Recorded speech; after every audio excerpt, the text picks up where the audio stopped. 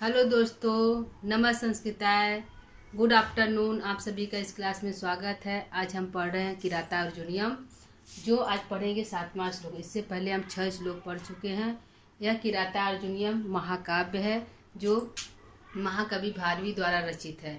इसमें जो वनेचर है वह हस्तिनापुर से सकुशल वापस लौट आया है और यह श्री कुराधिपस्य पालिनी और प्रजासु वृत्ति के बारे में जानकर लौट आया है। तो यह निगूढ़ तत्वम को, जो वनेचर है, निगूढ़ तत्वम और नयनवर्तम विदुषाम, शत्रुओं के छिपे हुए रहस्य को जानकर लौट आया। तो किस मार्ग से जानकर लौट आया? नीति के मार्ग से जानकर लौट आया है। तो वनेचर कहता है कि हे राजन, मैं दुर्योधन के निगूढ़ तत्वम और नयवर्तम विदुषाम, मतलब शत्रुओं के जो छिपे हुए रहस्य को मैं नीति के मार्ग से जानकर लौट आया हूँ। तो यह जो मैं निगूढ़ तत्वों को जानकर लौट आया हूँ तो आपकी ही कृपया से, तवा अनुभाव, आपकी ही कृपया से संभव हो पाया है।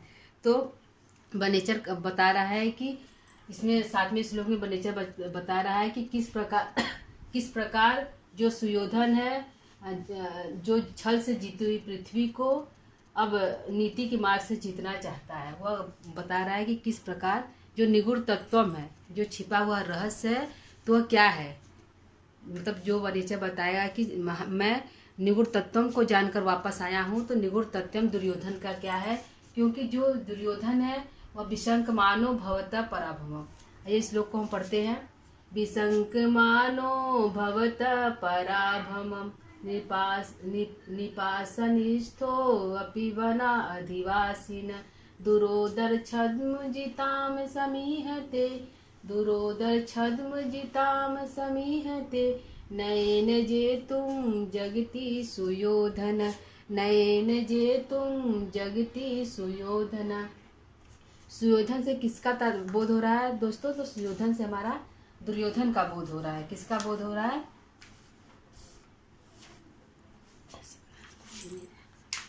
सुयोधन से हमारा दुर्योधन का बोध हो रहा है। किसका बोध हो रहा है? दुर्योधन का बोध हो रहा है। सुयोधन से हमारा तात्पर्य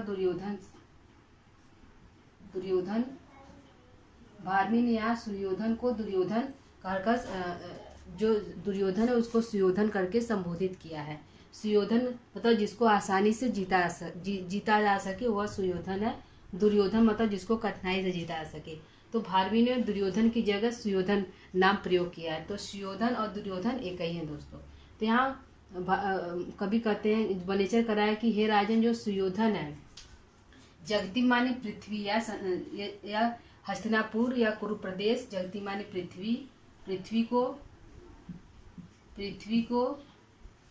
को यह सुयोधन पृथ्वी को जेतु माने जीतना चाहता है।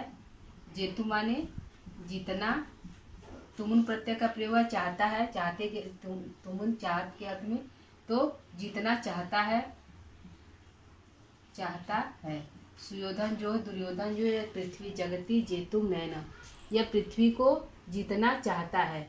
नयन मतलब नीति के मार्ग से, नयन मतलब नीति के मार्ग से, नीति के मार्ग से, नीति के मार्ग से सुयोधन, हे राजन, वनेचर करा, हे राजन, जो सुयोधन है, सुयोधन इस पृथ्वी को, जगती माने संसार को, हस्तिनापुर को, कुरु प्रदेश को, जेतु माने जीतना चाहता है, नयन माने नीति के मार्ग से, समीयते माने इच्छा करता है, समीयते माने इच्छा करता है, बहुत अच्छी तरह से जिसको चाहता है। समीयते हुआ इच्छा करना या बहुत अच्छी तरह से चाहना, इच्छा करना, इच्छा करना या चेष्टा करना, इच्छा करना या चेष्टा करना, चेष्टा करना। तो सुयोधन है वह पृथ्वी को, जगती संसार को जेतुम जीतना चाहता है, समीहते बहुत अच्छी तरह से, जिसको चाहता है, इच्छा करता है, चेष्टा करता है, प्राप्त करना चाहता है। तो सुयोधन, हे राजन, सुयोधन नीति के मार्ग से इस जगती संसार को जीतना चाहता है। क्योंकि दुरोद्म छद्म जिताम, जो जुए में जीतेगी पृथ्वी को, दुरोद्म छद्म जिताम, जुए में जीती गई पृथ्वी को वह जो सुयोधन है अब वह नयन नीति के मार्ग से उस जगती संसार को जीतना चाहता है। तो वनेचर कहना चाह रहा है कि हे राजन, दुरोदर छद्म छल द्वारा, दुर्योधन माने जुए में जीती गई पृथ्वी को, छल माने छल द्वारा जुए में छल द्वारा जीती गई, जीता माने जीती गई पृथ्वी को, जगती माने संसार को, जेतु माने जीतना, जुए में जीती गई पृथ्वी को जो सुयोधन जीता था उसको नीति के मार्ग से जीतना चाहता है, जीतने की इच्छा करता है या चाहता है। ठीक है दोस्तों, ये हमारा अर्थ हो गया। सुयोधन से तात्पर्य है दुर्योधन का, जो संसार, जो जगती है, जो कुरु प्रदेश है, उसको अब नीति के मार्ग से जीतना चाहता है। समिति में इच्छा करता है, प्राप्त करना चाहता है, बहुत अच्छी तरह से चाहता है। समिति का अर्थ हुआ बहुत अच्छी तरह से जिसको चाहता है, क्योंकि इससे पहले जो सुयोधन है, दुर्योधन, वह शासन तो हस्तिनापुर में शासन कर रहा, छल द्वारा कर रहा था। छल और कपट जुए में पांडवों को हराया था। छल द्वारा पांडवों को हराकर 12 वर्ष या 12 और 13 वर्ष का जो है राज प्राप्त कर लिया था। तो 12-13 वर्ष का राज प्राप्त कर लिया और उसको वह उस पर शासन कर रहा है। 12-13 वर्ष से वह शासन कर रहा है लगातार। तो शासन करते हुए भी उस पृथ्वी, उस जगती, उस राज पर शासन करते हुए भी वह सुयोधन फिर भी वह चाहता है कि उसको हम नीति के मार्ग से जीत लें, मतलब उसको प्राप्त कर लें, युद्ध के माध्यम से उसको हम प्राप्त कर लें। तो ऊपर की लाइन में वनेचर कह रहा है कि राजन विशंक मानो भवता पराभवम निपासन स्थो अपि वनाधिवासिना, जो संकित होते हुए भी असंक मानो, असंकित सा व्यवहार कर रहा है। मतलब दुर्योधन है, विशंक मानो, बी सर लग गया है, सानस प्रत्यय है, तो विशंक मानो भवता पराभव, संकित होते हुए भी आशंका सा, मतलब वो ऐसा दिखा रहा है कि वह संकित नहीं, वह डर नहीं रहा है, पांडव से वह डर नहीं रहा है, लेकिन वह अंदर अंदर डर रहा है। तो संकित होते हुए भी असंकित सा व्यवहार कर रहा है कि वह डर नहीं रहा है। तो असंकित सा व्यवहार करते हुए भवता माने आपसे किसका बोल रहा है? दुर्योधन, युधिष्ठिर का। आपसे तात्पर्य है पांडव आदि से, युधिष्ठिर आदि पांडव से, युधिष्ठिर आदि पांडव से। पराभव माने पराजय की, पराभव माने पराजय की आशंका करता हुआ, पराभव माने पराजय की आशंका, असंकित होते हुए भी असंकित सा व्यवहार कर रहा है। और आप जैसे हे राजन, आप जैसे, तो युधिष्ठिर से आपसे पराभव माने पराजय की इच्छा, पराजय की डर से, पराजय की भय से, वह आप जैसे वनाधिवासिना, आप जैसे जो वन में निवास करे, वनाधिवासिना से तात्पर्य है वन में निवास करने वाले आप जैसे पांडव से। इससे भी तात्पर्य युधिष्ठिर आदि पांडव से हुआ, युधिष्ठिर आदि पांडवों से तात्पर्य है इससे भी। तो आप जैसे वनाधिवासियों से, वनाधिवासिना से वह आप जैसे पराजय की आशंका करता हुआ वह दुर्योधन जो है संकित होते हुए भी असंकित सा व्यवहार कर रहा है। ठीक है दोस्तों। निर्पासन स्थो अपि, निर्पासन स्थो अपि मतलब सिंहासन पर स्थित होते हुए भी, शासन करते हुए भी, निर्पासन स्थो अपि से तात्पर्य दुर्योधन का जो शासन करते हुए भी, शासन करते हुए भी, गद्दी पर बैठे हुए भी, शासन करते हुए भी शासन करा। क्योंकि इस समय जब पांडव वन में हैं तो हस्तिनापुर का राजा दुर्योधन ही है। तो गद्दी पर बैठे होते हुए भी वह दुर्योधन आप जैसे वनाधिवासियों से पराजय की आशंका करते हुए भी असंकित सा व्यवहार कर रहा है। वह डर रहा है कि पांडव आ जाएंगे तो राज वापस ले लेंगे। तो इस डर से वह अंदर ही अंदर डर रहा है। मतलब सिंहासन पर स्थित होते हुए भी आप जैसे वनवासी से वह लगातार डर रहा है, लेकिन दिखा रहा है कि वह डर नहीं रहा है। जनता को यह दिखा रहा है कि वह डर नहीं रहा, लेकिन वह अंदर अंदर डर रहा है। संकित होते हुए भी असंकित सा व्यवहार कर रहा है। संकित जो है वो डर तो रहा है कि पांडव आएंगे तो वापस ले लेंगे इधर, अथवा जगती संसार राज्य को ले लेंगे। तो क्यों ले लेंगे? क्योंकि दुरोध छद्म, क्योंकि जुए में छल द्वारा पृथ्वी को जीता गया। वह किसी नीति के मार्ग से इस जो कुरु प्रदेश को उसको नहीं जीता हुआ है दुर्योधन।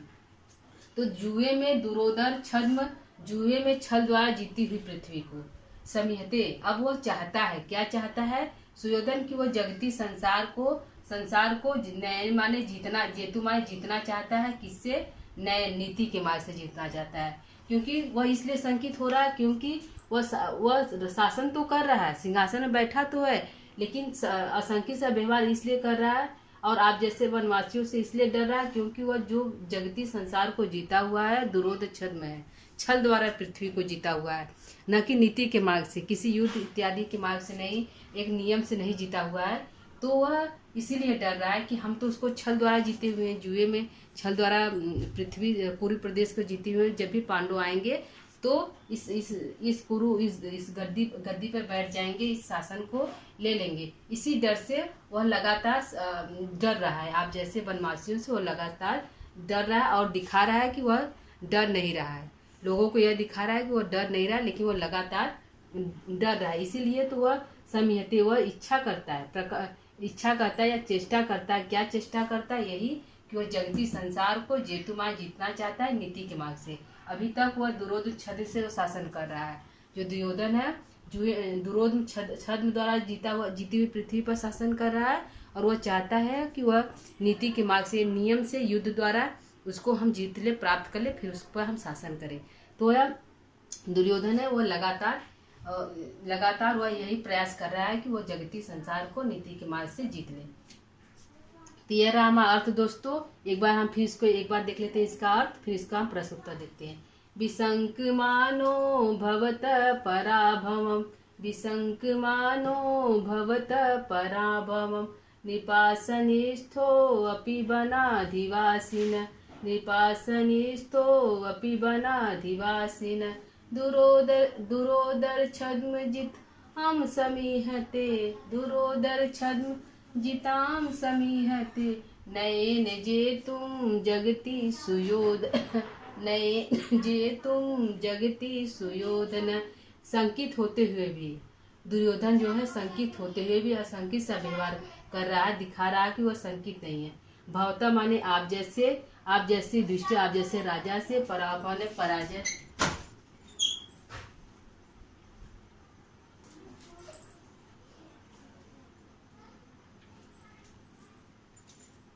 विसंक मानो विसंकित होते हुए भी असंकित सा व्यवहार कर रहा है, दिखा रहा है। क्या? आप जैसे वनवासियों से, भवता माने आप जैसे वनवासियों से, पराभव माने पराजय की आशंका कर रहा है। वह पराजय से डर रहा है कि आप आएंगे तो राज को वापस ले लेंगे। वह निर्पासन है, वह सिंहासन में बैठा हुआ शासन कर रहा है। निर्पासन होते हुए भी आप जैसे वनवासियों से, आप जैसे वन में निवास करने वाले आप जैसे वनवासियों से पराजय की आशंका करते हुए वह लगातार डर रहा है और दिखा रहा है कि वह डर नहीं रहा है। क्यों डर रहा है? क्योंकि दुरोध छद्म जिताम, जुए में जीती हुई पृथ्वी जगती, दुरोध छद्म जिताम जगती, जुए में जीती हुई जगती पृथ्वी को, क्योंकि जुए द्वारा पृथ्वी को जीते हुए, तो अब वह सुयोधन चाहता है, क्या चाहता है? जेतुम नयन समीहते, वह चाहता है समीहते, वह दुर्योधन समीहते चाहता है, क्या चाहता है? कि जगती संसार को, इस पृथ्वी को, इस राजगद्दी को, कुरु प्रदेश को जेतुम नयन नीति के मार्ग से जीतना चाहता है। यह हमारा अर्थ हो गया दोस्तों। आइए देख लेते हैं इसमें प्रश्न कहाँ कहाँ बन रहा है। इसमें यहाँ पे सानेश प्रत्यय, विपसर्ग सानेश प्रत्यय है और नयन में तृतीया का एक वचन है, नयन तृतीया का एक वचन है। इसमें प्रश्न बनेगा हमारा कि सुयोधन से किसका बोध हो रहा है, सुयोधन से किसका बोध हो रहा है। ठीक है दोस्तों, यहाँ पे हमारा सुयोधन से किसका बोध हो रहा है। आइए देखते हैं प्रश्न हमारा कहाँ कहाँ बन रहा है। पहला हमारा प्रश्न होगा यहाँ पे, पहला हमारा दुर्योधन से किसका बोध हो रहा है। सुयोधन से किसका बोध हो रहा है, तो दुर्योधन का। ये हमारा पूछ लेगा उत्तर प्रश्न की सुयोधन से क्या तात्पर्य है, दुर्योधन। तो सुयोधन से दुर्योधन का बोध हो रहा है। नयन से क्या तात्पर्य, नीति के मार्ग से। वनाधिवासी कौन है, तो युधिष्ठिर आदि पांडव है। भवतर से किसका बोध हो रहा है, प्रश्न होगा कि पूछेगा प्रश्न परीक्षा में कि भवतर, लाइन उठाकर दे देगा, आप पूछेगा भवतर से किसका बोध हो रहा है। विसंगमानो भवतः पराभव, ये पंक्ति उठाकर दे, एक लाइन उठाकर दे देगा और पूछेगा भवतः से किसका बोध हो रहा है, तो आप जैसे युधिष्ठिर का बोध हो रहा है। किससे बोध हो रहा है? युधिष्ठिर का। और पूछेगा वनाधिवासिन निर्वासन स्थो अपि वनाधिवासिन, तो वनाधिवासिन से किसका बोध हो रहा है तो युधिष्ठिर आदि पांडवों का। और निर्वासन स्थो अपि से किसका बोध हो रहा है? निर्वासन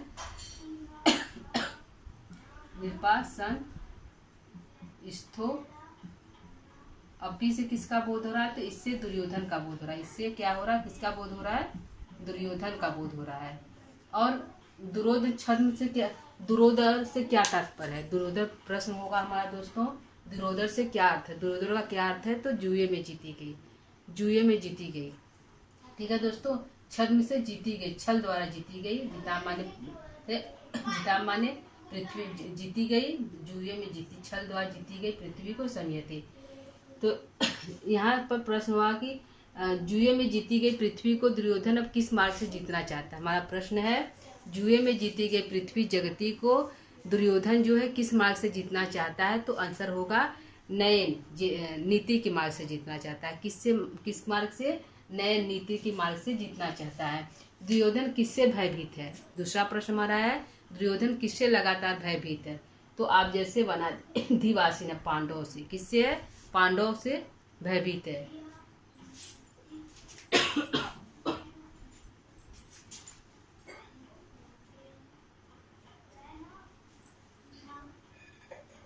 किससे भयभीत है? पांडवों से भयभीत है।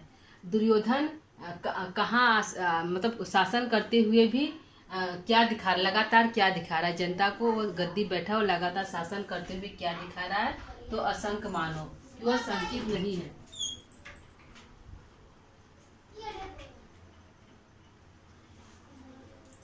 वह लगातार यह दिखा रहा है कि वह संकित नहीं है, वह डरा हुआ नहीं, लेकिन लगातार वह संकित है। ठीक है दोस्तों, ये हमारा प्रश्न है कि निर्वासन से किसका बोध हो रहा है? तो दुर्योधन का। तो प्रश्न वहाँ पूछेगा कि निर्वासन से किसका बोध हो रहा है? दुर्योधन का। तो जो दुर्योधन है किससे लगातार भयभीत है? तो आप जैसे वनवासी पांडवों से लगातार भयभीत है। वह दुर्योधन लगातार क्या दिखा रहा है? यह दिखा रहा है कि वह शंकित होते हुए भी असंकित से व्यवहार कर रहा है। दुर्योधन पृथ्वी को किस मार्ग से जीतना चाहता है? तो नए नीति के मार्ग से जीतना चाहता है जगती को। इससे पहले जो दुर्योधन है जगत को किस मार्ग से पृथ्वी को जीता है, जगती को जीता है? तो दुरोध छल द्वारा पृथ्वी, जुए में छल द्वारा पृथ्वी को जीता हुआ। तो हमारा प्रश्न हो गया दोस्तों, और यहाँ पर हमारा अर्थ हो गया। तो ये हमारा प्रयास आप लोग को कैसा लगा? कृपया कमेंट करके जरूर बताइएगा। नमः संस्कृताय।